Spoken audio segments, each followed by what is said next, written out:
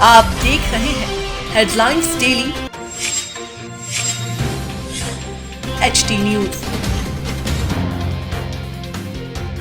Association of industries का वार्षिक सम्मेलन रविवार को पश्चिम क्षेत्र के गार्डन में एमएसएमई मिनिस्टर ओम प्रकाश सकलेचा की मुख्य आतिथ्य में संपन्न हुआ। एसोसिएशन ऑफ इंडस्ट्रीज के अध्यक्ष प्रमोद डफरिया एवं मानद सचिव सुनील व्यास ने बताया कि वार्षिक सम्मेलन में 9 विभिन्न श्रेणियों में उद्योगपतियों का सम्मान किया गया। दीप प्रज्वलन एवं अतिथि स्वागत के साथ कार्यक्रम का विधिवत शुभारंभ हुआ। आयोजन में एमएसएमई मिनिस्टर ओम प्रकाश सकलेचा ने उद्योगपतियों को संबोधित किया। इस दौरान प्रकाश सिंघल, मनीष डबकरा, जितिन शादीजा, सुधीर जायसवाल, उर्मिल अरोरा, प्रदीप जैन, विनोद बाफना के साथ ही सामाजिक संस्था गोल्ड कॉइन सेवा ट्रस्ट और एमएसएमई विकास संस्थान के सहायक निदेशक नीलेश त्रिवेदी को भी सम्मानित किया गया।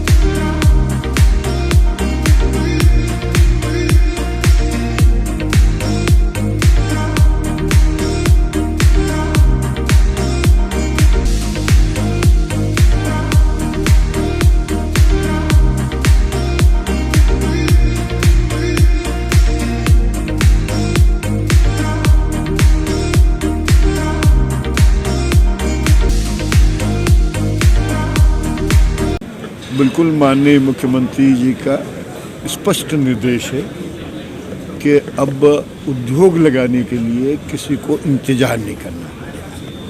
पहली बार ये भाव आना शुरू हुआ कि उद्योग भी कृषि जितना ही जरूरी है। कहीं ना कहीं पुरानी गलत पॉलिसियों के कारण जो सबसे बड़ा टेक्सटाइल उद्योग था, तो सबसे ज़्यादा आज के 50 साल पहले 1 करोड़ से ज़्यादा लोगों को रोज़गार देता था, वो किसी एक साजिश के तहत इंडिया से चला गया। अब देखिए, जितना भी लैंड या रियल एस्टेट के बिज़नेस के कारण उन्होंने उस बिज़नेस को बंद करके बेरोज़गारी बढ़ाई और उसका पूरा एडवांटेज चाइना ने लिया।